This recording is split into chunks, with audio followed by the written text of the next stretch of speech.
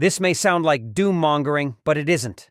The Kremlin's own financial institutions are now raising alarms. Russia's economy is faltering, and the era of denial is ending.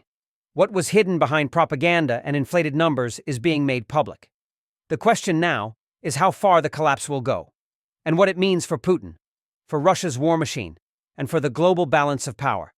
The Bank of Russia has admitted that the GDP has decreased for 2 consecutive quarters, reaching the textbook criterion for a recession in a rare instance of institutional openness. Even though officials refrained from officially declaring it a recession, Russia's central bank released a graph demonstrating GDP shrinkage. In the meantime, Russia's own statistical agency previously calculated that the country's GDP decreased by 0.6% in just the first quarter.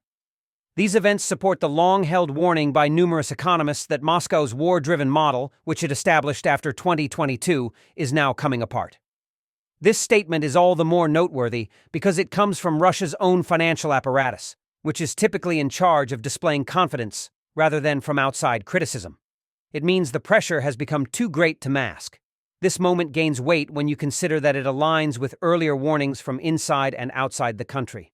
In June, Economy Minister Maxim Reshetnikov said Russia was on the brink of recession. In parallel, Sberbank CEO German Gref has repeatedly warned the economy is in technical stagnation, noting that July and August growth hovered near zero. Oxford Economics and other Western analysts had already flagged a tipping point. When ministerial voices, big bank leadership, and independent analysts converge on this diagnosis, the case becomes much harder to dismiss. Putin himself, in response to Gref's comments, insisted that a recession is far away, claiming the downturn is a deliberate strategy to curb inflation. But that assertion strains credulity when your central bank is publishing contraction data. To understand how Russia got here, you have to rewind to 2022, when the invasion of Ukraine triggered waves of sanctions. In retaliation, Moscow turned its economy into a military machine.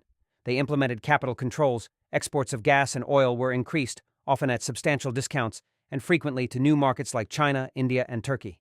State media presented a narrative of defiance and victory amid isolation, while propaganda highlighted resilience.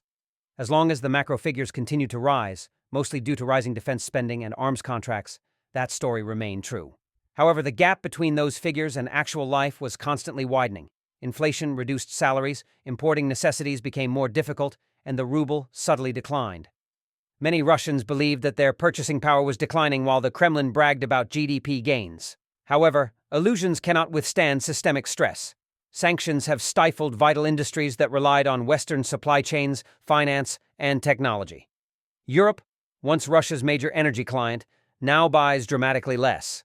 Between the first quarter of 2022 and the second quarter of 2025, European imports of Russian petroleum, nickel, natural gas, and steel collapsed. Russia's own fossil fuel export revenues have been declining for months. In August, those revenues dropped 2% month on month, marking a third consecutive month of decline, with seaborne crude revenues plummeting 12%. For the first 9 months of 2025, oil and gas revenue is estimated to fall around 20.5% compared to 2024. In addition, officials recently warned that debt servicing costs will rise 23% in 2026, eating further into what remains of the budget. Compounding this is the Kremlin's own decision to prioritize war spending over everything else. Defense now accounts for more than a third of the federal budget. Social services, infrastructure, and regional programs have been squeezed or slashed. The logic is stark. Put weapons before welfare. But that logic cannibalizes an economy that must serve civilians too. At the same time, the ruble has ridden a pendulum of crisis. Every time the central bank hikes interest rates to defend the currency, it throttles growth and suffocates small business and household borrowing. The ruble interventions have bought time, but at the cost of strangling real consumption. Beyond macro mechanics, Russia is hemorrhaging people. Since the war began, perhaps more than 1 million Russians have fled the country permanently, disproportionately young, educated, and highly skilled. The very people that keep innovation and productivity alive are engineers, physicians, and software entrepreneurs. Industries have been weakened at the worst possible moment by their departure. Meanwhile, in the midst of a conflict, widespread corruption is spreading. Projects are delayed or fail, supply chains are distorted, and billions of dollars spent on defense procurement disappear.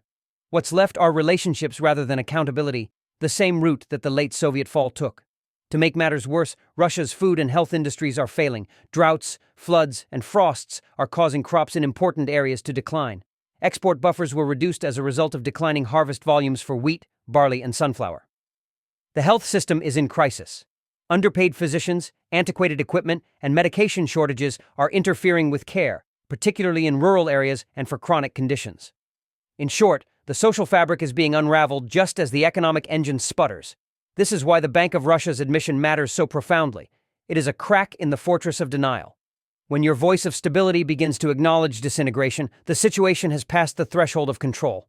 The collapse is no longer a looming risk, it is unfolding. What happens next is not predetermined, but the stakes are clear. On the domestic front, the erosion of trust could shift the political foundations of Putin's rule. His strength has always come not from prosperity, but from delivering predictability. If people no longer believe that the state can keep their lives steady, the tacit social contract fractures. Already, black market activity is expanding as citizens sidestep failing systems to meet basic needs. That dynamic weakens centralized control and increases systemic fragility. At the same time, the war effort itself is under existential strain. Arming a full-scale war effort is more difficult in a falling economy, particularly when civilian capacity is given up for armaments. The factories that used to produce consumer items have been converted to produce military equipment, but they are currently experiencing a shortage of experienced workers, equipment, and parts. Russia's capacity to manufacture next-generation weapons is limited in the absence of access to Western technology, precision equipment, and sensors. The military may continue to be large, but its morale and effectiveness decline. Devaluing money is used to pay soldiers, and combat capability is reduced by worn equipment, maintenance holdups, and shortages of supplies. Morale is the lifeblood of any combat force. It is not an abstract concept, and even hardware turns into a burden if that fails. The collapse of Russia's war economy has repercussions on a global scale. Europe, already striving to decouple from dependency on Russian energy, sees fresh reasons to tighten leverage. U.S. leadership recently called for further curbs on Russian gas, while new sanctions targeting LNG and Russian vessels are under discussion. Ukraine's drone strikes are increasingly effective at hitting Russia's refineries, compounding economic damage and cutting fuel availability. The more Moscow leans on a shrinking set of buyers who demand concessions, the more it cedes pricing power and influence in global markets. In this dynamic, Russia is not merely losing leverage, it is shrinking into a commodity-driven backwater, subject to the whims of distant customers and sanctions regimes. The path forward is uncertain. Some Russians believe the regime will double down with repression, using propagandistic narratives and coercion to mask failure. Others speculate that elite fractures may emerge under pressure, though widespread revolt seems unlikely in the near term given tight state control. Still, with each passing month of contraction, the logic of war becomes harder to sustain. Russia's economy is no longer merely struggling, it is bending under its own weight, and when a war economy buckles, the consequences are not contained behind national borders. They cascade across trade, geopolitics, and security. The fact that Moscow's own central bank is openly signaling collapse is not a warning. It is a signal. The system is breaking, and the world is watching.